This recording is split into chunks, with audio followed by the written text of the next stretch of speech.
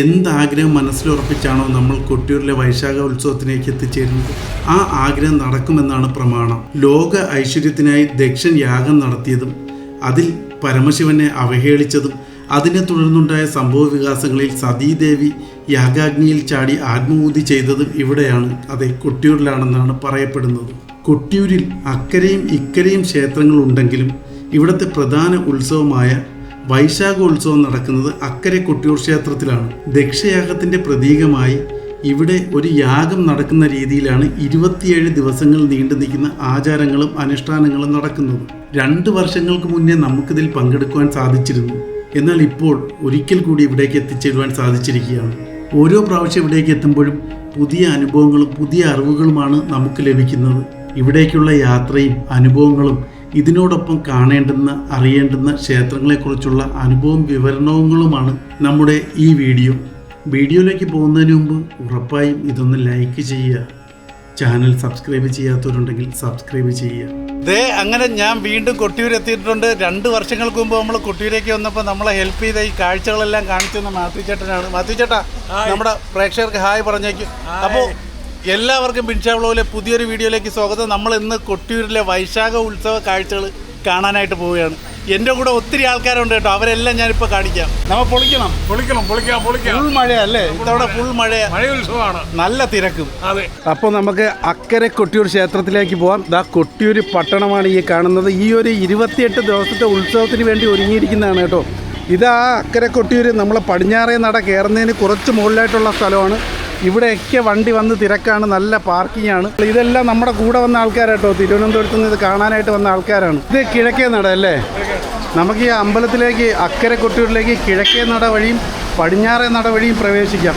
ഇപ്പോൾ നമ്മൾ കയറിപ്പോകുന്നത് ഇത് കിഴക്കേ നട വഴിയുള്ള പ്രവേശനമാണ് കേട്ടോ. അപ്പോൾ നമ്മൾ ജസ്റ്റ് ഒന്ന് ഇത് കാണിക്കുന്നത് മാത്രമേ ഉള്ളൂ. നമ്മൾ പ്രവേശിക്കുന്നത് പടിഞ്ഞാറേ നട വഴിയാണ്. ഈ ഇതിലെ ബാവലിപ്പുഴ ക്രോസ് ചെയ്ത് അകത്തേക്ക് പോയി അവിടെ നിന്ന് ഈറനണിഞ്ഞ് വേണം നമ്മൾ അക്കരെ കൊട്ടിയൂർ ക്ഷേത്രത്തിൽ ഭഗവാനെ ദർശിക്കുന്നതിന് വേണ്ടി പോകേണ്ടത്. ഇതാ ഇവിടെ നമുക്ക് നോക്കിയാൽ കാണാൻ പറ്റും. ഇതിലേ വന്ന ആൾക്കാർ ഇതാ അവിടെ ഇറങ്ങി നനഞ്ഞ് ഈറനണിഞ്ഞ് അകത്തേക്ക് കയറി പോകുന്നത്. ഇവിടെ ആൾക്കാർക്ക് പോകാൻ വേണ്ടി ഇവിടെ ഇങ്ങനെ ഒരു ബ്രിഡ്ജുണ്ട്. ഇതുപോലെ തന്നെ പടിഞ്ഞാറേ നടയിലും ഉണ്ട് കേട്ടോ. അപ്പോൾ നമുക്ക് ആദ്യം കിഴക്കേ നട കണ്ടതിന് ശേഷം അങ്ങോട്ടേക്ക് പോവാം. ഇത് മലബാർ ദേവസ്വം ബോർഡിൻ്റെ കീഴിൽ വരുന്നൊരു ക്ഷേത്രമാണ്. ഈ ഉത്സവത്തിന് അറിയപ്പെടുന്നത് തന്നെ മഴ ഉത്സവം എന്നാണ്. ഈ ഉത്സവ സീസൺ അല്ലാത്ത സമയത്ത് വെറും ഒരു സാധാ ഗ്രാമമായി കിടക്കുന്ന ഇവിടെ ഉത്സവ സമയത്ത് ഇത്രയധികം ആൾക്കാരും വണ്ടികളും വരികയും അവരെയൊക്കെ സഹായിക്കാനും സേവിക്കാനും വേണ്ടി ഇതാ നാരായണ ഗുരു ദേവ സൗജന്യ സേവന കേന്ദ്രം. അവർ നമുക്കിങ്ങനെ ചുക്ക് കാപ്പിയൊക്കെ തരുന്നുണ്ട് കേട്ടോ. എല്ലാ ദിവസവും നിങ്ങളിവിടെ ചുക്ക് കാപ്പി കൊടുക്കുന്നുണ്ടോ? 28 ദിവസവും 12 വർഷമായിട്ട് ചുക്കാപ്പി വിതരണം ചെയ്യുന്ന സംഘമാണ് ഇവര്. ആ, അപ്പൊ നമുക്കൊരു ചുക്ക് കാപ്പി കുടിക്കാം. എനിക്ക് ചുക്ക് കാപ്പി കിട്ടിയിട്ടുണ്ട്. ഞാനിങ്ങനെ ഈ വേഷമൊക്കെ ഇട്ട് വന്നപ്പോൾ ഒരു ചേച്ചി എന്നോടൊന്ന് ചോദിക്കാൻ, ഞാൻ ശാന്തിക്കാരനാണോ? എനിക്ക് മനസ്സിലായി, ശാന്തിക്കാരൻ എന്ന് പറഞ്ഞാൽ പൂജ ചെയ്യുന്ന ആളാണ്. പക്ഷെ പൂജ ചെയ്യാൻ നമുക്ക് പറ്റത്തില്ലല്ലോ. പക്ഷെ നമ്മുടെ ഈ ആചാരങ്ങളൊക്കെ കാണാനും അത് അറിയാനും അതിങ്ങനെ വീഡിയോ ആയിട്ട് ചിത്രീകരിക്കാനൊക്കെ എനിക്ക് ഭയങ്കര താല്പര്യമുള്ള കാര്യം. അതുകൊണ്ട് തന്നെ ആ ചേച്ചി അങ്ങനെ ചോദിച്ചപ്പോൾ എനിക്ക് ഒത്തിരി സന്തോഷമായി കേട്ടോ. അപ്പോൾ നമ്മൾ കിഴക്കേ നട ജസ്റ്റ് ഒന്ന് കണ്ടു കഴിഞ്ഞിട്ട് നമ്മൾ പടിഞ്ഞാറേ നടയിലേക്ക് പോവുകയാണ്. ഞാൻ പറയുന്നത് എത്ര വ്യക്തമായിട്ട് നിങ്ങൾക്ക് കേൾക്കാൻ പറ്റുമെന്ന് എനിക്കറിയില്ല. കാര്യം ഇവിടെ നല്ല ബഹളവും അനൗൺസ്മെൻറ്റും ഒക്കെ നടക്കുകയാണ് കേട്ടോ. ഇത് എൻ്റെ ലെഫ്റ്റ് സൈഡിൽ കാണുന്ന ഇതാണ് ഇക്കരെ കൊട്ടിയൂർ ക്ഷേത്രം. അതിനകത്തേക്ക് പോകേണ്ടുന്ന വഴി ഇതാണ്. ഇപ്പോൾ വൈശാഖ ഉത്സവം നടക്കുന്ന അക്കരെ കൊട്ടിയൂർ ക്ഷേത്രത്തിലേക്ക് പോകേണ്ടുന്ന വഴി. അപ്പോൾ നമുക്ക് ആദ്യം പോകേണ്ടുന്ന അക്കരെ ക്ഷേത്രത്തിലാണ്. അത് കഴിഞ്ഞ് വന്ന് വേണം ഇക്കരെ ക്ഷേത്രത്തിൽ തൊഴുവാൻ. ഈ ഉത്സവ സമയത്ത് ഇക്കരെ ക്ഷേത്രം അടച്ചിട്ടിരിക്കുകയായിരിക്കും. എല്ലാ കാര്യങ്ങളും പൂജയും എല്ലാം നടക്കുന്ന അക്കരെ ക്ഷേത്രത്തിലാണ്. അകത്തേക്ക് പോകുന്ന ഇരു വഴികളിലുമായിട്ട് നമുക്ക് ഒരുപാട് വ്യാപാര സ്ഥാപനങ്ങൾ കാണുന്നതാണ്. എൻ്റെ ലെഫ്റ്റ് സൈഡിൽ കാണുന്നത് ഇത് ഓടപ്പൂ വിൽക്കുന്ന സ്ഥലമാണ് കേട്ടോ. നമുക്ക് തിരിച്ചു വരുമ്പോൾ ഓടപ്പൂ വാങ്ങണം. ചേട്ടാ വരാം, തിരിച്ചു വരുമ്പോൾ. ഈ ഓടപ്പൂ ഇവിടുത്തെ ഐതിഹ്യപ്രകാരം ഒരു പ്രശസ്തമായ അല്ലെങ്കിൽ അതിപ്രധാനമായിട്ടുള്ളൊരു സംഭവമാണ് കേട്ടോ. ഇത് ദക്ഷൻ്റെ താടി, അതില്ല ബിഹുവിൻ്റെ താടി എന്നൊക്കെയാണ് പറയുന്നത്.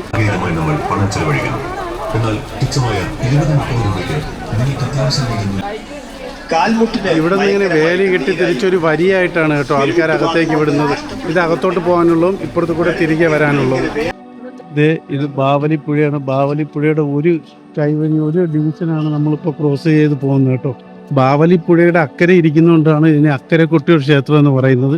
ഇക്കരെ ഇരിക്കുന്നുണ്ട്, മറ്റത് ഇക്കരെ കുട്ടി. ഇത് കണ്ടോ, ജാതിക്ക പോലത്തെ ഒരു കാ ഉണ്ടോ? ജാതിക്കയല്ല, പക്ഷെ ജാതിക്കയുടെ ഒരു ടെക്സ്ചറിലേക്കുള്ള ഒരു കായാണ്. പ്രശ്നമല്ലേ?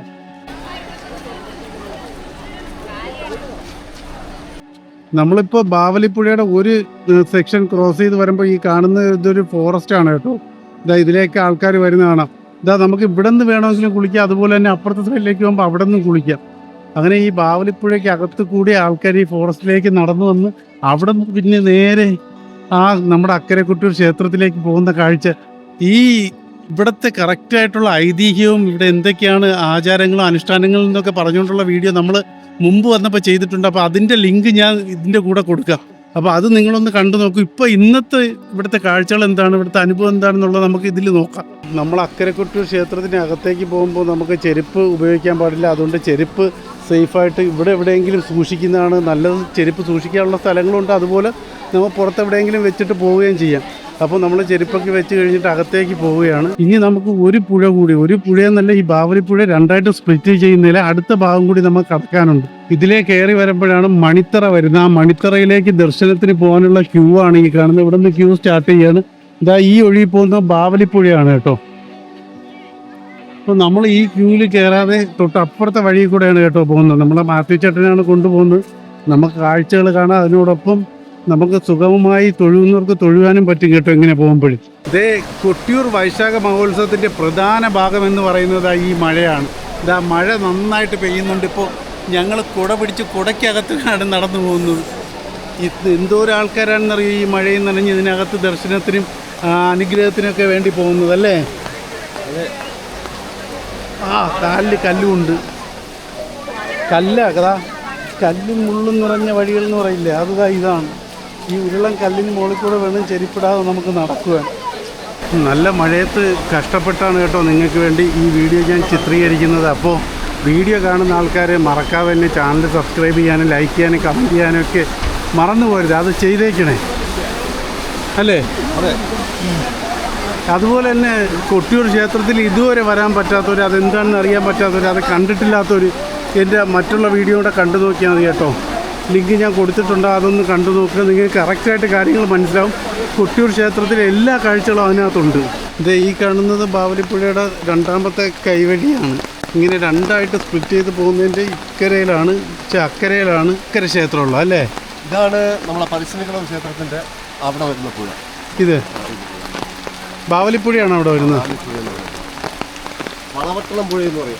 വളപട്ടണം പുഴ, അതെ, അവിടെ എത്തുമ്പോഴല്ലേ. നമ്മളങ്ങനെ ക്യൂവിൽ നിൽക്കാതെ ഇപ്പുറത്തെ സൈഡിൽ കൂടെയാണ് കേട്ടോ ഇങ്ങോട്ട് എത്തിയത്. ഈ കാണുന്നതൊക്കെ ഇവിടുത്തെ പർണശാലകളാണ്. ഇവിടെ ഇങ്ങനെ യാഗം ചെയ്യുന്ന രീതിയിലാണ് ഈ കാര്യങ്ങളെല്ലാം കെട്ടി ഉണ്ടാക്കി ഇവിടെ ഈ ഉത്സവം നടക്കുന്നത്. ഇതെല്ലാം ഈ ഉത്സവത്തിന് വേണ്ടി, ഈ ഉത്സവ സമയത്തേക്ക് വേണ്ടി മാത്രം ചെയ്യുന്നതാണ് കേട്ടോ. ഇന്നിപ്പോൾ നമുക്ക് ഒരുപാടൊന്നും പോയി കാണാനൊന്നും സാധിക്കുമെന്ന് തോന്നുന്നില്ല. കഴിഞ്ഞ തവണ വരുമ്പോൾ തിരക്ക് കുറവായിരുന്നു, അതുകൊണ്ട് എല്ലാ ഭാഗങ്ങളും എനിക്ക് ചിത്രീകരിക്കാൻ പറ്റിയിട്ടുണ്ട്. ഇതാണ് തിരുവഞ്ചിറ. ഈ ഒരു പർണശാലയെ ചുറ്റി ഒഴുകുന്ന ഒരു നദി പോലെ ആണ് ഈ ഒരു തിരുവഞ്ചിറ കാണപ്പെടുന്നത്. അപ്പോൾ ഈ തിരുവഞ്ചിറയ്ക്ക് അകത്ത് വെള്ളം നിറഞ്ഞാലാണ് ഇവിടെ ഉത്സവം തുടങ്ങുന്നത്. ഇതേ അവിടെ നിന്ന് ആൾക്കാർ ഇറങ്ങി വരുന്നുണ്ട്, ക്യൂ നിന്ന് തൊഴുവാനായിട്ട് വരുന്നതാണ്. അതിനകത്താണ് ഭഗവാന്റെ വിഗ്രഹമുള്ളത്. അപ്പോൾ അതൊന്നും നമ്മൾ ഷൂട്ട് ചെയ്യില്ല, നമ്മൾ ഇങ്ങനെയുള്ള കാഴ്ചകൾ കാണിക്കുകയുള്ളൂ. ഒരുപാട് കുലത്തിൽപ്പെട്ട ആൾക്കാരല്ലേ, ഒത്തിരി കുലത്തിൽപ്പെട്ട ആൾക്കാർ ചേർന്ന് നടത്തുന്ന ഒരു ഉത്സവമാണ് കേട്ടോ ഇത്. അതായത് ജാതിയുടെയും മതത്തിൻ്റെയും പേരിൽ മനുഷ്യന്മാരെ മാറ്റി നിർത്താതെ എല്ലാവരും ഒറ്റക്കെട്ട്, ഓരോ ജാതിയിൽപ്പെട്ട ആൾക്കാർക്കും ഇവിടെ വ്യത്യസ്തമായ ഓരോ ആചാരങ്ങളുണ്ട്. അങ്ങനെ എല്ലാവരും ഒന്നിച്ച് നിർത്തി നടത്തുന്ന ഒരു ഉത്സവമാണ് കേട്ടോ ഇത്. ഇത് നമ്മുടെ നാട്ടിലെ മഴ ഉത്സവം എന്ന് പറയും. ഇവിടുത്തെ പ്രത്യേകത എന്ന് പറയുന്നത് ഇതാണ്. നമ്മുടെ ഹിന്ദു പുരാണങ്ങളിൽ പറയുന്ന, ഹിന്ദു ഐതിഹ്യങ്ങളിലുള്ള ദക്ഷയാഗം നടന്ന സ്ഥലം. അപ്പോൾ ദക്ഷയാഗം ഇവിടെ വെച്ചാണ് നടന്നതെന്നും പാർവതി ദേവി ഇവിടെ വെച്ചാണ് ആത്മാഹൂതി ചെയ്തത്, തീയിൽ ചാടി ആത്മാഹൂതി ചെയ്തതെന്നൊക്കെ പറയപ്പെടുന്നു. അത് കറക്റ്റല്ലേ ചേട്ടാ? കണ്ടോ, ഇവിടെ എല്ലാം ഓരോ കൗണ്ടറുകളാണ്. ഇതെല്ലാം താൽക്കാലികമാണ് കേട്ടോ. ഈ ഉത്സവം കഴിയുന്നതോടുകൂടി ഇത് വീണ്ടും കാട് മൂടും. പിന്നെ അടുത്ത ഉത്സവ കാലത്താണ് ഇത് വെട്ടിത്തെളിച്ച് വൃത്തിയാക്കി ഇതേപോലെ എടുക്കുന്നത്. നമുക്കിന്ന് നല്ല മഴയും നല്ല തിരക്കുമാണ്. അപ്പോൾ ഞാൻ കഴിഞ്ഞ പ്രാവശ്യം വന്നപ്പോൾ വിചാരിച്ചിരുന്ന അത്ര ഈസി അല്ല ഇത്തവണ, അല്ലേ മാത്തിച്ചേട്ടാ? പക്ഷേ ഈ മഴയത്ത് ഇങ്ങനെ കാണുമ്പോഴാണ് ശരിക്കും ഇതിൻ്റെ ഭംഗി. മഴ ഉത്സവം എന്നാണ് പറയുന്നത്. വൈശാഖ മഹോത്സവം മഴ ഉത്സവമാണ്. ഈ കൊട്ടിയൂരെ വൈശാഖ ഉത്സവം കഴിയുന്നതോടുകൂടി കേരളത്തിലെ ഉത്സവങ്ങൾ തീരെയാണോ? തീരെയാണ്. അവസാനത്തെ ഉത്സവം അല്ലേ ഒരു വർഷത്തെ?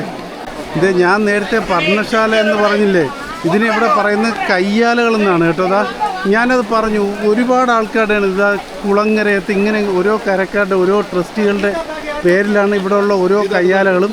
ഇത് അവർ ഈ ഉത്സവത്തിന് വേണ്ടി കെട്ടി നിർമ്മിക്കുകയും പിന്നെ അവരതിനകത്ത് താമസിക്കുകയും അവർ ഇതിനകത്ത് തന്നെയാണ് ഉത്സവം കഴിയുന്നവരെ താമസിക്കുകയും ചെയ്യുന്നത് കേട്ടോ.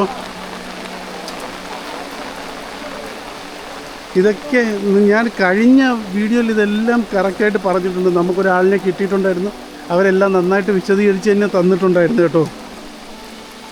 ഉഷക്കാമ്പ്രം, പനയൂർ, ഇതിനൊക്കെ ഓരോരോ പ്രാധാന്യങ്ങളുണ്ട്. നമ്മൾ വെറുതെ കണ്ട് കളയേണ്ടുന്ന കാര്യമല്ല. ഈ കൊട്ടിയൂർ ക്ഷേത്രത്തിൽ വരുമ്പോഴും വെറുതെ നമ്മൾ കണ്ടിട്ട് പോകേണ്ടുന്നതല്ല. അവിടെ എന്താണെന്ന് മനസ്സിലാക്കണമെന്നുണ്ടെങ്കിൽ ഇതിനകത്തൊക്കെ പോയി ഇവരോടൊക്കെ സംസാരിച്ചു കഴിഞ്ഞാലേ അത് മനസ്സിലാവും. ഇതേ ആൾക്കാരൊക്കെ തിരുവഞ്ചിറയിലേക്ക് ഇറങ്ങിപ്പോയാണ്. നമുക്കും കഴിയുമെങ്കിൽ തിരക്കില്ല എന്നുണ്ടെങ്കിൽ ആരെയും ബുദ്ധിമുട്ടിക്കാതെ നമുക്ക് അതിനകത്തേക്ക് ഇറങ്ങാം. ഈ തിരുവഞ്ചിറ വൃത്തിയാക്കുന്നതിലൊരു പ്രത്യേകത ഉണ്ട് കേട്ടോ. ഈ തിരുവഞ്ചിറ ഈ ഉത്സവത്തിന് വേണ്ടി വൃത്തിയാക്കുന്നത് ഒരു മുസ്ലിം കുടുംബത്തിൽപ്പെട്ട ആളാണ്. അങ്ങനെ എല്ലാ മതക്കാർക്കും ഓരോ തരത്തിലുള്ള പ്രാധാന്യമുണ്ട് ഈ നാട്ടിൽ നടക്കുന്ന ഈ വലിയ മഴയുത്സവത്തിലേക്ക്. ഇവിടെ എല്ലാം കയ്യാലകളാണ്. ഇത് കൂത്തമ്പലം. ഇങ്ങനെ നമുക്ക് പല പല വഴിയിലൂടെ ഇതിനകത്തേക്ക് ഇറങ്ങാം. ഇതിനകത്തിറങ്ങി പ്രദക്ഷിണം വെക്കുക എന്നുള്ളതാണ് കേട്ടോ. ഇത് തേങ്ങ ഉടയ്ക്കുന്ന സ്ഥലമാണ്. ഇതിനും എന്തൊക്കെയോ പേരുണ്ട്, ആ മരത്തിനും എന്തൊക്കെയോ പേരുണ്ട്. ഞാനിപ്പോൾ അത് ഓർക്കുന്നില്ല. കഴിഞ്ഞ തവണ ഇതെല്ലാം വ്യക്തമായിട്ട് എനിക്ക് പറഞ്ഞു തന്നതാണ്. അപ്പോൾ ഇതാണ് മണിത്തറ എന്ന് പറയുന്നത്. മണിത്തറ അതിനകത്ത് ശ്രീകോവിൽ കെട്ടി ഉണ്ടാക്കിയാണ്, ഓല കൊണ്ടാണ് ഇത് ഉണ്ടാക്കുന്നത്. പിന്നെ അവിടെയൊക്കെ ക്യൂ നിൽക്കുന്നുണ്ടോ, അവിടെയാണ് അന്നദാനം കൊടുക്കുന്നത്, ഭക്ഷണപ്പുരയൊക്കെ ഉള്ളത്. നിങ്ങൾ എന്ന് പറഞ്ഞാൽ നമ്മുടെ കേരളത്തിൽ ശബരിമല കഴിഞ്ഞാൽ ഒരു വർഷത്തിൽ ഉത്സവ സീസണിൽ ഏറ്റവും കൂടുതൽ ആൾക്കാർ പങ്കെടുക്കുന്ന ഉത്സവം നടക്കുന്ന ഒരു സ്ഥലമാണിത്. ഇതാണ് ഇളനീർ തറ. ഇളനീർ വെപ്പ് അല്ലെങ്കിൽ തേങ്ങ അങ്ങനെയൊക്കെ ഇത് വെക്കുന്നത് ഇവിടെയാണ് കേട്ടോ. നമുക്ക് തിരുവഞ്ചിറയിലേക്ക് ഒന്നിറങ്ങി കാല് നനച്ചിട്ട് വരാം.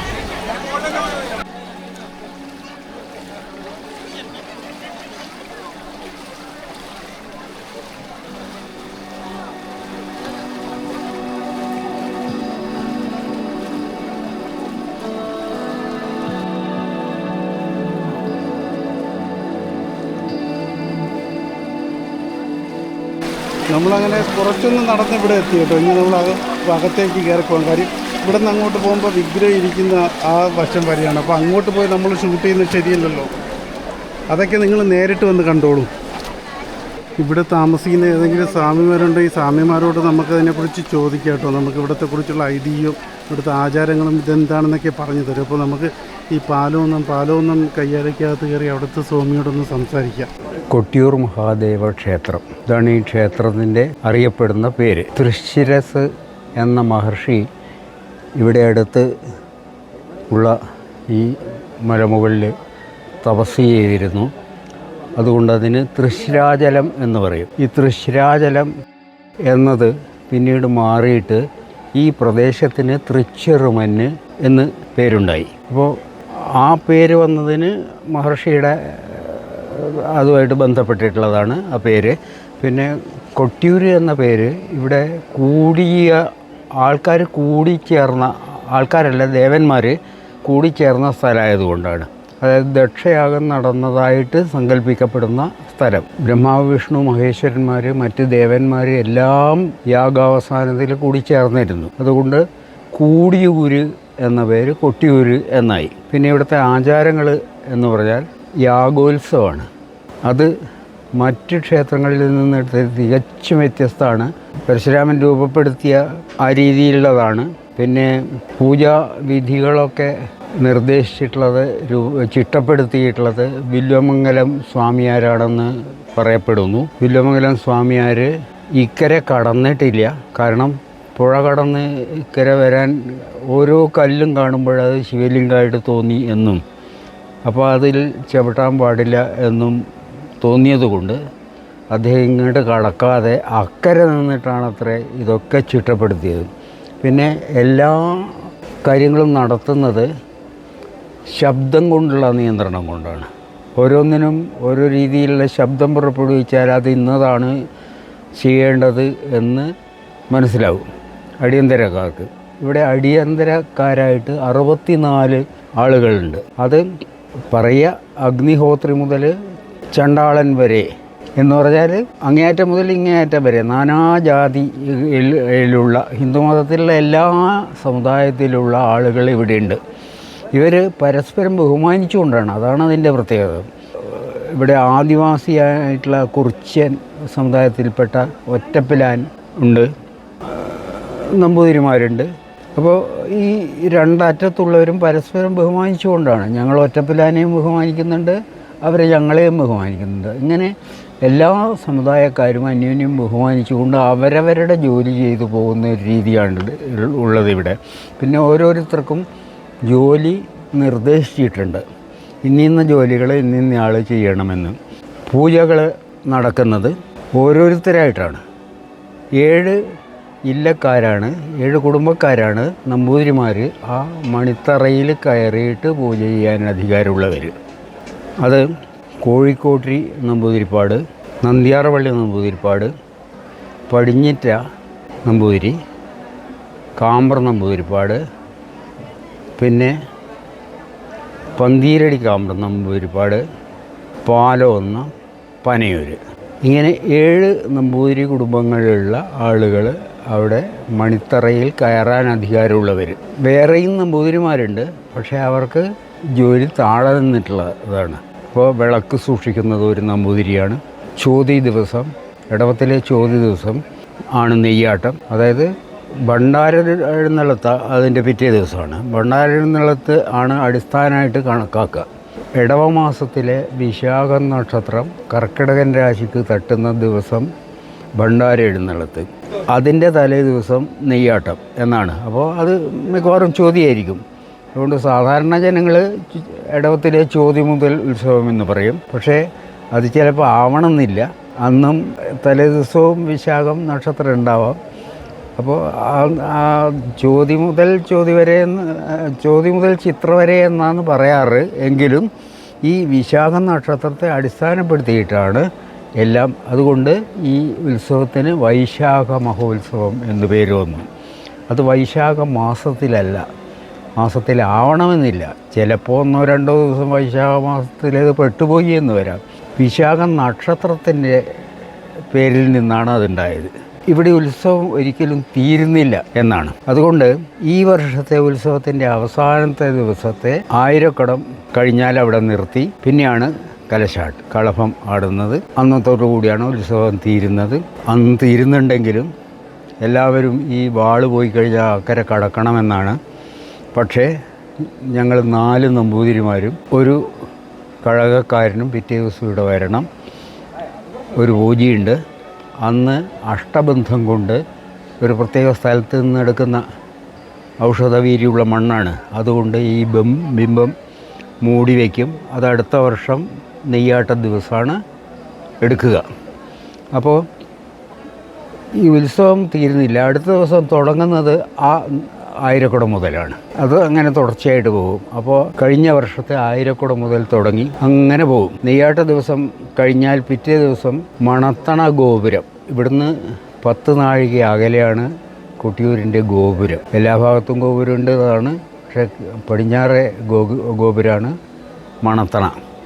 മണത്തണയിലാണ് ഈ ഇവിടുത്തെ പൂജാപാത്രങ്ങൾ, വെള്ളി വിളക്കുകൾ, തിരുവാഭരണങ്ങൾ, വെള്ളി പാത്രങ്ങൾ, സ്വർണ്ണപാത്രങ്ങൾ, ഇതൊക്കെ സൂക്ഷിക്കുന്നത്.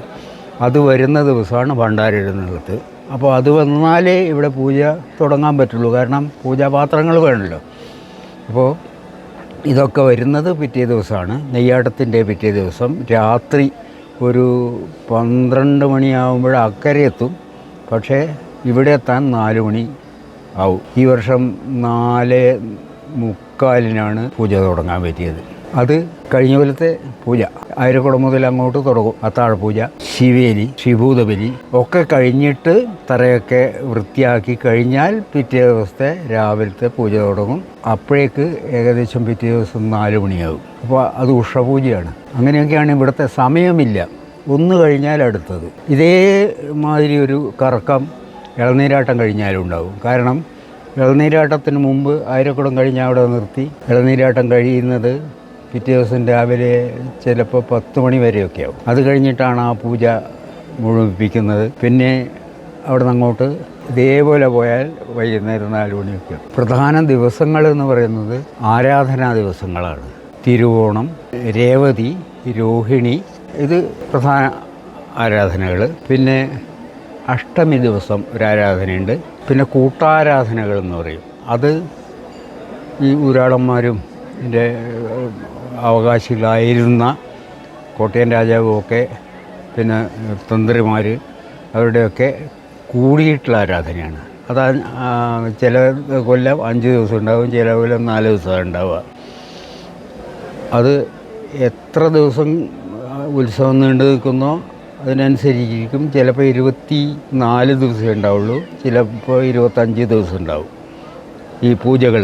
ഉത്സവം യാഗത്തിൻ്റെ രീതിയിലാണ് നടക്കുക. അവസാനം മകം മുതൽ ഗൂഢപൂജകളാണ്. അന്ന് അവിടെ ഡ്യൂട്ടിയുള്ള ആളുകൾക്ക് മാത്രമേ പ്രവേശനമുള്ളൂ. സന്ധ്യയ്ക്ക് ശേഷം ലൈറ്റും എല്ലാം അണയ്ക്കും. ഞങ്ങൾക്ക് പോലും ആവശ്യമുണ്ടെങ്കിൽ അവിടെ ഡ്യൂട്ടി ഉണ്ടെങ്കിലേ പുറത്തിറങ്ങാൻ പറ്റുള്ളൂ. കയ്യാലയ്ക്കുള്ളിൽ ഇരുട്ടായിരിക്കും, അടച്ചിരിക്കണം എന്നാണ്. മറ്റൊരു ക്ഷേത്രത്തിലും കാണാത്ത പല പ്രത്യേകതകളുമുള്ളതാണ് ഇവിടുത്തെ ഉത്സവം. മറ്റൊരു തിരുവനന്തപുരത്ത് നിന്ന് വരുന്നുണ്ട് സ്വാമി. നമ്മുടെ തെക്കോട്ടുള്ള ഒരുപാട് പേർക്ക് ഈ ആചാരങ്ങളെക്കുറിച്ചോ അല്ലെങ്കിൽ ഇതിനെക്കുറിച്ചോ വലുതായിട്ട് അറിയില്ല. എപ്പോഴാണ് ആൾക്കാർ കൂടുതലായിട്ട് അറിഞ്ഞു വരുന്നത്. അപ്പോൾ ഇങ്ങനൊരു വീഡിയോ കാണുമ്പോൾ അവർക്ക് ആയിക്കോട്ടെ, നന്നായി മനസ്സിലാക്കാൻ പറ്റും. നന്ദിയുണ്ട്, ഒത്തിരി നന്ദി. പേര്? എൻ്റെ പേര് ബിൻഷാ എന്നാണ്. ഞാൻ നാരായണൻ നമ്പൂതിരി, പാലൊന്നാം. ശരി, സന്തോഷം. ക്ഷേത്രത്തിൽ പോയിട്ട് എങ്ങനെയുണ്ടായിരുന്നു കേട്ടോ അനുഭവം? കുഴപ്പമില്ല. ക്ഷേത്രം നല്ല മഴയായിരുന്നു. അത്യാവശ്യം പിന്നെ തിരക്കുണ്ട്, നല്ല തിരക്കുണ്ട്. പിന്നെ തൊഴാൻ പറ്റി, നമുക്ക് തൊഴാൻ പറ്റി, നല്ല ഭംഗിയായിട്ട് തൊഴാൻ പറ്റി. കഴിഞ്ഞ പ്രാവശ്യം വന്നപ്പോൾ അതേപോലെ തൊഴാൻ പറ്റിയിട്ടുണ്ട്.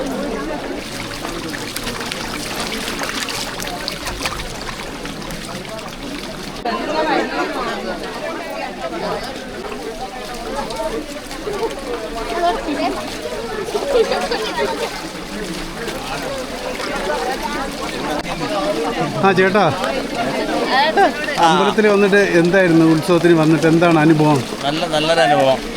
ഇങ്ങനെ ഒരു അനുഭവം വേറെ ഒരു ക്ഷേത്രത്തിൽ നമുക്ക് കിട്ടില്ല. മഴ ഉത്സവമാണ്. അതാണ് ഇവിടുത്തെ. എവിടെ നിന്നാണ് വരുന്നത്? ഞങ്ങൾ മലപ്പുറം ഡിസ്ട്രിക്ട് മഞ്ചേരി. മലപ്പുറം ആദ്യമായിട്ടാണ് ഇവിടെ വരുന്നത്? അല്ലല്ല, എല്ലാ വർഷവും വരാം. എല്ലാ വർഷവും എന്ന് പറഞ്ഞാൽ ഇത്ര തിരക്കില്ലാത്ത സമയത്ത് ഇറക്കം വന്ന്. നിങ്ങളുടെ അനുഭവം എങ്ങനെയാണ്?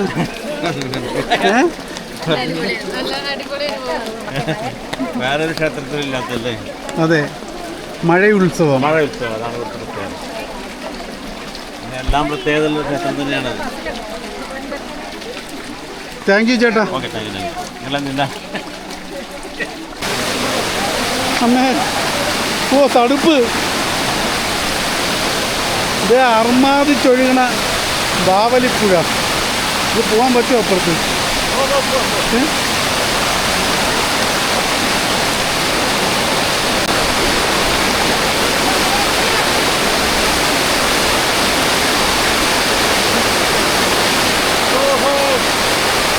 നല്ല ഒഴുക്ക്.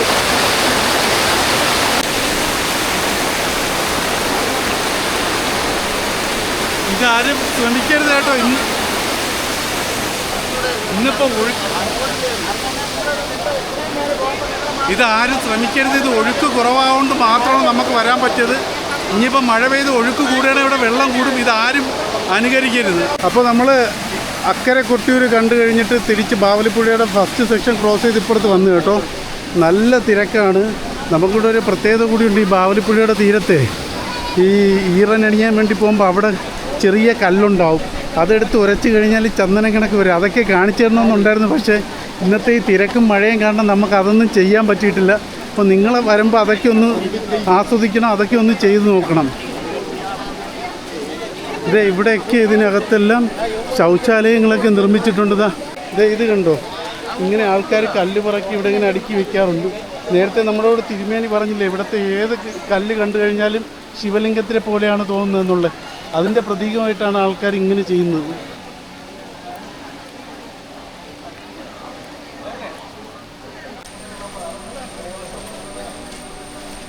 അപ്പോൾ ഇന്നും നമ്മൾ വന്നപ്പോൾ കൊട്ടിയൂർ അത്യാവശ്യം നല്ല രീതിയിൽ തന്നെ കാണുവാനും അറിയാനും ഒക്കെ പറ്റി കേട്ടോ. അതിൽ ഒത്തിരി നന്ദിയുണ്ട്. Thank you. അപ്പോൾ നമ്മുടെ വീഡിയോ ഇഷ്ടപ്പെട്ടെങ്കിൽ ചാനലൊന്ന് സബ്സ്ക്രൈബ് ചെയ്യുക, കമൻറ്റ് ചെയ്യുക, ലൈക്ക് ചെയ്യുക, ഷെയർ ചെയ്യുക അല്ലേ. ഒപ്പം മാത്യു ചേട്ടൻ്റെ ചാനലും കൂടെ കേട്ടോ. ഈ കൊട്ടിയൂരുള്ള മാത്യു ചേട്ടൻ ഇവിടുത്തെ ഒത്തിരി വീഡിയോസ് ചെയ്തിട്ടുണ്ട്. ഇവിടുത്തെ ഒത്തിരി അനുഷ്ഠാനങ്ങൾ പ്രത്യേകം തന്നെ എടുത്ത് കാണിച്ചിട്ടുണ്ട്. നമുക്കിതല്ലെങ്കിൽ ഇപ്പോൾ വൈൻഡപ്പ് ചെയ്യേണ്ട, പുറത്ത് പോയിട്ട് ഓടപ്പൂ അതും കൂടെ കാണിച്ചു കൊടുത്തിട്ട് വൈൻഡപ്പ് ചെയ്യുക. അപ്പോൾ അത് കണ്ടിട്ട് നമുക്ക് വരാം. ചെരുപ്പ് എവിടെ മാത്യു ചേട്ടാ? എങ്ങനെ ഉണ്ടായിരുന്നു കൊട്ടിയൂർ ക്ഷേത്രത്തിൻ്റെ അനുഭവം? അടിപൊളിയായിരുന്നു. അടുത്ത വർഷം നമുക്ക് വരണ്ടേ? അടുത്ത വർഷം വൈശാഖ ഉത്സവത്തിന്. ഇത് വൈശാഖ മാസത്തിൽ നടക്കുന്നുണ്ടല്ല കേട്ടോ എന്നെ വൈശാഖ ഉത്സവം എന്ന് പറയുന്നത്. ഇതിന് വിശാഖ നാളുമായിട്ട് ബന്ധമുണ്ട്. വിശാഖ നാളിലാണ് ഉത്സവം തുടങ്ങിയ തീരുകയോ ചെയ്യുന്നത്.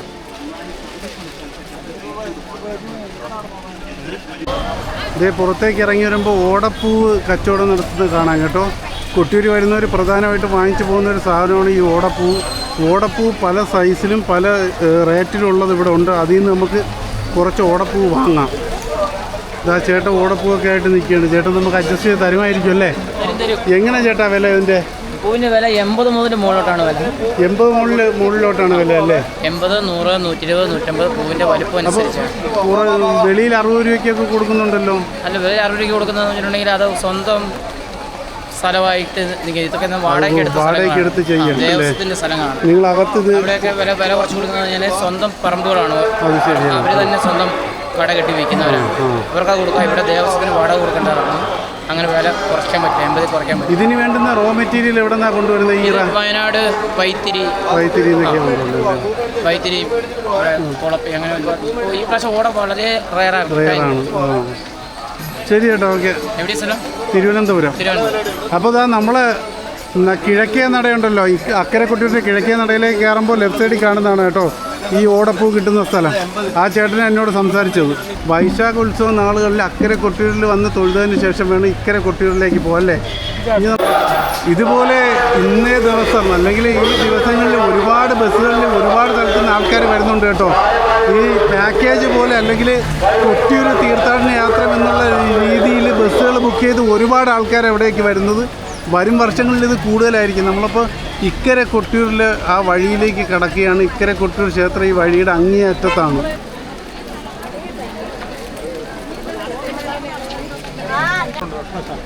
അത് ശരിയാണ്.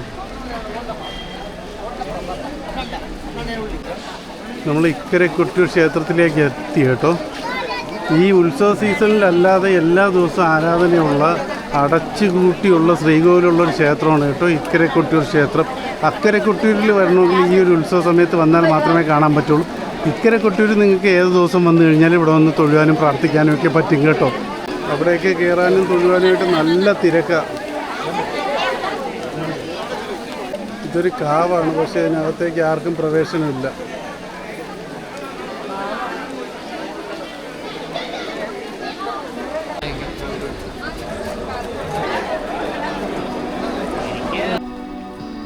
പതിവ് പോലെ നമ്മൾ കൊട്ടിയൂർ വരുമ്പോൾ താമസിക്കുന്ന റൂമാണ് കേട്ടോ. അതായത് നിങ്ങൾക്ക് വന്നാലും താമസിക്കാം. നിങ്ങൾ ആരെങ്കിലും കൊട്ടിയൂരോട്ട് വരുന്നുണ്ടെങ്കിൽ എനിക്കൊന്ന് കമൻറ്റ് ചെയ്താൽ മതി, ഞാൻ ആ നമ്പർ തരാം. അപ്പോൾ മാത്യു ചേട്ടൻ്റെ അടുത്ത് യാത്ര പറഞ്ഞ് നമ്മൾ പോകാൻ പോവുകയാണ്. എല്ലാവരും ഉണ്ട്. അപ്പോൾ മാത്യു ചേട്ടാ, അങ്ങനെ 2025 നമ്മുടെ കൊട്ടിയൂർ യാത്ര ഇവിടെ കഴിയുകയാണ്. നമ്മുടെ വീഡിയോ കൊട്ടിയൂരത്തെ വീഡിയോ ഇവിടെ തീരുകയാണ്. അപ്പോൾ വീഡിയോ ഇഷ്ടമായെങ്കിൽ അതല്ല മാത്യു ചേട്ടൻ എന്ന് പറഞ്ഞാൽ മാത്യു ചേട്ടാ ലൈക്ക് ചെയ്യണം, കമന്റ് ചെയ്യണം, സബ്സ്ക്രൈബ് അതാണ്. അപ്പോൾ അതെല്ലാം ചെയ്തേക്കുക. അപ്പോൾ നമ്മളിനി ഇവിടെ നിന്ന് പോകുന്ന പറശ്ശിനിക്കടവ് മുത്തപ്പൻ ക്ഷേത്രത്തിലേക്കാണ്. അപ്പോൾ നമുക്ക് അതിൻ്റെ കാഴ്ചകളിലേക്ക് പോവാം. അപ്പം അമ്മമ്മ നമ്മൾ പോട്ടെ. ശരി, ഓക്കെ, ബൈ ബൈ. എല്ലാവരോടും യാത്ര പറഞ്ഞ് നമ്മുടെ കൊട്ടിയൂരിനോട് യാത്ര പറഞ്ഞ് അപ്പോൾ നമ്മൾ അടുത്ത സ്ഥലത്തേക്ക് തിരിക്കുകയാണ്. രാവിലെ വരുമ്പോൾ വിളിക്കാം. അപ്പോൾ ലാലു നമുക്ക് പുതിയൊരാളാണ്. അപ്പോൾ ലാലു നമ്മൾ പോവല്ലേ? എവിടെയാണ് നമ്മൾ ഇനി പോകുന്നത്? നമ്മളിനി പറശ്ശിനിക്കടവിലേക്ക്. പറശ്ശിനിക്കടവിലേക്ക്. അപ്പോൾ പറശ്ശിനിക്കടവ് മുത്തപ്പൻ്റെ അടുത്തേക്കാണ് നമ്മൾ പോകുന്നത്. ആ വീഡിയോയിലേക്ക് എല്ലാവർക്കും സ്വാഗതം. നമ്മൾ മാത്യു ചേട്ടന്റെ വീട്ടിൽ നിന്ന് ഇറങ്ങി ഇത് കൊട്ടിയൂർ ക്ഷേത്രത്തിലേക്ക് പോകുന്ന വഴിയാണ് കേട്ടോ. അപ്പൊ ഈ കാണുന്നുണ്ടോ ഈ ബസ്സുകളൊക്കെ കിടക്കുന്നുണ്ടോ? ഒരുപാട് ബസ് ഇവിടെ കൊണ്ടുവന്ന് ഇങ്ങനെ പാർക്ക് ചെയ്ത് ഇട്ടിട്ടുണ്ട്. കാര്യം അവിടെ തിരക്കാവുകൊണ്ടാണ് ഇങ്ങോട്ട് ബസ് വരുന്നത്. അവിടെ പേ പാർക്കിംഗ് ഉണ്ട്, അത് ഫുള്ളായിട്ടാണ് ഇങ്ങോട്ടൊക്കെ ബസ് വരുന്നത്. ഇതുപോലെ 5 കിലോമീറ്ററോളം ഇങ്ങോട്ട് ബ്ലോക്ക് ആകുമ്പോൾ പാർക്കിംഗ് ഉണ്ടാവും എന്നാണ് മാത്യു ചേട്ടൻ പറഞ്ഞത്. നമുക്ക് ഇനിയിപ്പോൾ നേരെ ഇരിട്ടി വഴിയാണ് നമുക്ക് മുത്തപ്പൻ ക്ഷേത്രത്തിലേക്ക് പോവേണ്ടുന്നത്. കൊട്ടിയൂർ അമ്പലത്തിനവിടെ ക്രോസ് ചെയ്യാൻ നമുക്ക് പോകാൻ പറ്റുമോ നോക്കണം. ഓക്കെ, ഇവിടെ നിന്ന് ജസ്റ്റ് ഒരു 1/2 കിലോമീറ്റർ അത്രയല്ലേ വരുള്ളൂ ക്ഷേത്രം? 1 കിലോമീറ്റർ വരും അല്ലേ? നമ്മൾ കഴിച്ച ഹോട്ടൽ അല്ലേ, അതൊക്കെ കാണിച്ചിട്ട് അടുത്തേം കൊട്ടിയൂർ ഉത്സവമാകുമ്പോൾ മാത്രമേ ആ ഹോട്ടൽ ഇവിടെ പ്രത്യക്ഷപ്പെടുള്ളൂ. നമ്മൾ നല്ലൊരു ഹോട്ടലിൽ കയറി ഭക്ഷണം കഴിച്ചായിരുന്നു കേട്ടോ. ആർക്കും ഇഷ്ടപ്പെട്ടില്ല എന്നുള്ള പ്രശ്നമുള്ളൂ. അതെന്ത് വണ്ടി മറിഞ്ഞാണ് അത്? അതുകൊണ്ട് വണ്ടി അതുകൊണ്ട് അത് മറിഞ്ഞതല്ലേ? അത് സ്ലിപ്പായി പോയിട്ടോ ചവിട്ടി. അയ്യോ അയ്യോ അയ്യോ, തള്ളിയാ കയറും. ലോഡുണ്ട്. ഇതെല്ലാം കൊട്ടിയൂർ ക്ഷേത്രത്തിലേക്ക് വന്നിട്ടുള്ള വണ്ടികൾ. ഇത് പേ പാർക്കിംഗ് ആണ്. ഇവിടെ നിന്ന് റൈറ്റ് അല്ലേ പറഞ്ഞു? ഈ റൈറ്റ് അല്ലേ? ഇവിടെ നിന്ന് റൈറ്റ് എടുത്തു കഴിഞ്ഞാൽ ക്ഷേത്രത്തിന് അവിടെ പോവാതെ നമുക്ക് കട്ട് ചെയ്തിറങ്ങി പോകാൻ പറ്റും. അങ്ങോട്ട് പോയി കഴിഞ്ഞാൽ നമ്മൾ പെടും. കോഴിക്കോട്, തലശ്ശേരി, കണ്ണൂർ, ഇരിട്ടി ഭാഗത്തേക്ക് പോകേണ്ട ചെറുവാഹനങ്ങൾ ഇതുവഴി പോകുക. അതവിടെ എഴുതിയിട്ടുണ്ട്. ഓക്കെ, അപ്പോൾ നമുക്ക് അങ്ങോട്ട് പോയിട്ട് പിന്നെ കാണാം. ആൾക്കാരൊക്കെ റോഡിലിരുന്ന് ഫോട്ടോ എടുക്കും. ഇതാ വളപട്ടണം നദിക്ക് കുറുകയാണ് കേട്ടോ. ഇപ്പൊ നമ്മള് പറശ്ശിനിക്കടവ് എത്തിക്കൊണ്ടിരിക്കുകയാണ്. കൊട്ടിയൂരിൽ നിന്ന് 65 കിലോമീറ്റർ ആണ് ഇങ്ങോട്ട് വരേണ്ട ഉള്ള ദൂരം. ഇത് മട്ടന്നൂർ വഴിയാണ് കേട്ടോ ഇങ്ങോട്ട് വരാനുള്ളത്. അപ്പൊ നമ്മൾ പറശ്ശിനിക്കടവ് ക്ഷേത്രത്തിലേക്ക് ഇപ്പോഴും തന്നെ എത്തും. താഴെ പോകാൻ പറ്റുമെന്ന് വണ്ടി പറയും. പോട്ട് ഭയങ്കര തിരക്ക് കേട്ടോ. കൊട്ടിയൂർ വരുന്ന എല്ലാ ആൾക്കാരും ഇങ്ങോട്ട് വരുന്നുണ്ട്. വണ്ടി പിടിച്ചു ക്ഷേത്രത്തിന് അടുത്തേക്ക് ഭയങ്കര തിരക്കാവുകൊണ്ട് നമ്മൾ താണ്ടെ വണ്ടി പുറത്താണ് പാർക്ക് ചെയ്യുന്നത് കേട്ടോ. ഇവിടെ നിന്ന് താഴേക്ക് ഇറങ്ങി പോകണം മുത്തപ്പൻ ക്ഷേത്രത്തിലേക്ക് പോകാൻ. ഇതാ ഈ പാട്ടിലാണ്, ഇതാണ് ഈ പാട്ടാണ് പറഞ്ഞ വൈറൽ റീൽസ്. നേരത്തെ ലാലു പറഞ്ഞില്ലേ? ഇതാ ഇതിലേ ഇങ്ങനെ പടിയുണ്ട്, ആ പടി ഇറങ്ങി പോവാം.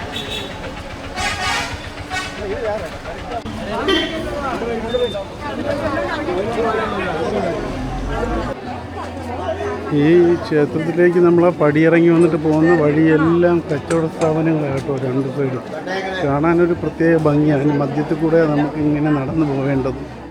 കണ്ണൂരിലെ ഏറെ പ്രശസ്തമായ ക്ഷേത്രമാണ് പറശ്ശിനിക്കടവ് മുത്തപ്പൻ ക്ഷേത്രം. ഇവിടേക്ക് നിരവധി ആൾക്കാരാണ് ദിനംപ്രതി വന്നു ചേരുന്നത്. എന്നാലും വിവിധ ഇടങ്ങളിൽ നിന്നും കൊട്ടിയൂരിലേക്ക് എത്തുന്നവരും ഈ ക്ഷേത്രം കൂടി സന്ദർശിക്കാറുണ്ട്. അതുകൊണ്ട് തന്നെ കൊട്ടിയൂരിലെ വൈശാഖ ഉത്സവ ദിവസങ്ങളിൽ വലിയ തിരക്കായിരിക്കും പറശ്ശിനിക്കടവ് മുത്തപ്പൻ ക്ഷേത്രത്തിലും. പരമശിവന്റെ തന്നെ പ്രതീകമാണ് പറശ്ശിനിക്കടവ് മുത്തപ്പൻ എന്നാണ് ഐതിഹ്യം. മറ്റുള്ള ക്ഷേത്രങ്ങളിൽ നിന്നും വ്യത്യസ്തമായി ഇവിടെ കള്ളും മീനുമാണ് മുത്തപ്പന്റെ നിവേദ്യം. അതില്ലാതെ ഇവിടെ ഒരു പൂജയും ഇല്ലത്രേ. പുഴുങ്ങിയ പയറും തേങ്ങാപ്പൂളും ചായയുമാണ് ഇവിടെ എത്തുന്ന ഭക്തർക്ക് ലഭിക്കുന്ന പ്രസാദം. കൊട്ടിയൂരിലേക്ക് വരുന്നവർ ഇവിടെ കൂടി സന്ദർശിക്കാൻ ആഗ്രഹിക്കുന്നുണ്ടെങ്കിൽ ആദ്യം പറശ്ശിനിക്കടവ് മുത്തപ്പനെ സന്ദർശിച്ചതിന് ശേഷം കൊട്ടിയൂരിലേക്ക് എത്തുന്നതായിരിക്കും സൗകര്യപ്രദം. വളപട്ടണം പുഴയാണ് കേട്ടോ. ഇവിടെ നിന്ന് വേണം നമ്മൾ ശരീരശുദ്ധി വരുത്തിയിട്ട് നമുക്ക് അമ്പലത്തിനകത്തേക്ക് കയറേണ്ടുന്നത്. ഇതുവഴിയാണ് അകത്തേക്ക് കയറുന്നത്. അതിനകത്ത് ക്യാമറയും വീഡിയോഗ്രാഫിയൊന്നും അനുവദനീയമല്ല. അപ്പോൾ ഞാൻ പുറത്തുനിന്നുള്ള കാഴ്ചകൾ കാണിച്ചു തരാം. അങ്ങനെ മുത്തപ്പൻ ക്ഷേത്രം വന്ന് കണ്ട് നമ്മൾ തിരിച്ചു പോവുകയാണ് കേട്ടോ. ഇനി ഒരു ക്ഷേത്രം കൂടി കാണാനുണ്ട്, മൃദംഗ ശൈലേശ്വരി ക്ഷേത്രത്തിലേക്ക്. പറയാൻ തന്നെ നമുക്ക് അതുകൂടെ പോയി കാണാം കേട്ടെ. കാലാവസ്ഥ പ്രതികൂലമായാൽ ചിലപ്പോൾ നമുക്ക് പോകാൻ സാധിച്ചില്ലെന്ന് വരും. അവിടെ അത് പറ്റില്ല, പോണം നമുക്ക്. ഓക്കെ, അപ്പോൾ നമുക്ക് വിടാം. അപ്പോൾ അതും കൂടെ കണ്ടിട്ട് നമുക്ക് അതിൻ്റെ ചെയ്യാം. അങ്ങനെ നമ്മൾ കൊട്ടിയൂർ തീർത്ഥാടന യാത്ര വരുമ്പോൾ അതിനോടൊപ്പം കണ്ടിരിക്കേണ്ടുന്നൊരു ക്ഷേത്രമാണ് മൃദംഗ ശൈലേശ്വരി ക്ഷേത്രം. ആ ക്ഷേത്രത്തിലേക്ക് എത്തിയിട്ടുണ്ട് കേട്ടോ. അപ്പോൾ അതിനവിടെ പാർക്കിംഗ് ഉണ്ട്. പാർക്കിങ്ങിൽ വണ്ടി ഇട്ടതിന് ശേഷം നമ്മൾ ക്ഷേത്രത്തിലേക്ക് പോവുകയാണ്. ഇപ്പോഴും മഴ തുടർന്നുകൊണ്ടേയിരിക്കുകയാണ്. ഇന്നത്തെ ദിവസം ഫുള്ള് ഇവിടെ മഴയായിരുന്നു. ഈ ക്ഷേത്രങ്ങളെല്ലാം സന്ദർശിക്കുന്നത് നമ്മൾ ഈ മഴയത്താണ് കേട്ടോ. മഴയത്ത് സന്ദർശിക്കാനുള്ള ഒരു മഴ ഉത്സവം തന്നെയാണ് ഇവിടെ നടക്കുന്നത്. കണ്ണൂർ ജില്ലയിലെ മുഴക്കുന്നിൽ സ്ഥിതി ചെയ്യുന്ന പ്രശസ്തമായൊരു ക്ഷേത്രമാണ് മൃദംഗ ശൈലേശ്വരി ക്ഷേത്രം. ഈ ക്ഷേത്രത്തിന് നിരവധി പ്രത്യേകതകളുണ്ട്. കേരള സിംഹം എന്നറിയപ്പെടുന്ന പഴശ്ശിരാജയുടെ കുലദേവതയാണ് മൃദംഗ ശൈലേശ്വരി ദേവി. കഥകളിയിലെ വന്ദന ശ്ലോകം ഇവിടെ വെച്ചാണ് എഴുതിയതെന്ന് വിശ്വസിക്കപ്പെടുന്നു. പണ്ട് ഈ പ്രദേശത്തൊരു ഋഷി മൃദംഗം വായിച്ച് ദേവിയെ പ്രീതിപ്പെടാൻ ശ്രമിച്ചിരുന്നു അത്രേ. അങ്ങനെ മൃദംഗത്തിന്റെ ആകൃതിയിലുള്ളൊരു ശിലയിൽ ദേവി പ്രത്യക്ഷപ്പെട്ടു. അങ്ങനെയാണ് ഈ സ്ഥലത്തിന് മൃദംഗ ശൈലേശ്വരി ക്ഷേത്രം എന്ന പേര് ലഭിക്കുന്നത്. കൊട്ടിയൂർ വൈശാഖോത്സവത്തിലെ പ്രധാന ചടങ്ങുകളിൽ ഒന്നാണ് വാളാട്ടം. വാളുകളുടെ ശക്തി വർദ്ധിപ്പിക്കാനായി കൊട്ടിയൂരിൽ നിന്ന് മൃദംഗ ശൈലേശ്വരി ക്ഷേത്രത്തിലേക്ക് കൊണ്ടുവന്ന വാളുകൾ ഉപയോഗിച്ചാണ് ഈ ചടങ്ങ് നടത്തുന്നത്. വാളുകളുടെ ശക്തിയും ദേവിയുടെ അനുഗ്രഹവും ഒരുമിക്കുന്ന ഈ ചടങ്ങ് ഭക്തർക്ക് വളരെ പ്രധാനപ്പെട്ടതാണ്. കൊട്ടിയൂർ ക്ഷേത്രത്തിൽ നിന്ന് ഏകദേശം 30 കിലോമീറ്റർ അകലെയായാണ് മൃദംഗ ശൈലേശ്വരി ക്ഷേത്രം സ്ഥിതി ചെയ്യുന്നത്. യാത്ര ചെയ്യാനായി ഏകദേശം 1 മണിക്കൂറോളം സമയമെടുക്കും. അപ്പോൾ കൊട്ടിയൂരിലെത്തുന്നവർ തീർച്ചയായും കണ്ടിരിക്കേണ്ടുന്ന ഒരു ക്ഷേത്രമാണ് മൃദംഗ ശൈലേശ്വരി ക്ഷേത്രം. കൊട്ടിയൂർ ക്ഷേത്രം സ്ഥിതി ചെയ്യുന്ന കണ്ണൂർ വയനാട് ബോർഡറിലായതുകൊണ്ട് തന്നെ കൊട്ടിയൂർ സന്ദർശിച്ചു കഴിഞ്ഞാൽ ഇനി നമുക്ക് പോകാൻ പറ്റുന്ന അടുത്തുള്ള ക്ഷേത്രങ്ങളാണ് തൃശ്ശിലേരി ക്ഷേത്രവും തിരുനെല്ലി ക്ഷേത്രവും. നമ്മുടെ അടുത്ത യാത്ര നാളെ ഇനി അങ്ങോട്ടേക്കാണ്. അപ്പോൾ അതിലെ കാഴ്ചകളായിട്ട് നമുക്ക് വീണ്ടും കാണാം. അപ്പോൾ ഈ വീഡിയോ ഇഷ്ടമായെങ്കിൽ എല്ലാവരും വീഡിയോ ഒന്ന് ലൈക്ക് ചെയ്യുക, അഭിപ്രായങ്ങളും നിർദ്ദേശങ്ങളും കമൻറ്റ് ചെയ്യുക. ചാനൽ സബ്സ്ക്രൈബ് ചെയ്യാത്ത ആൾക്കാർ ഒന്ന് സബ്സ്ക്രൈബ് ചെയ്ത് സപ്പോർട്ട് കൂടി ചെയ്യുക.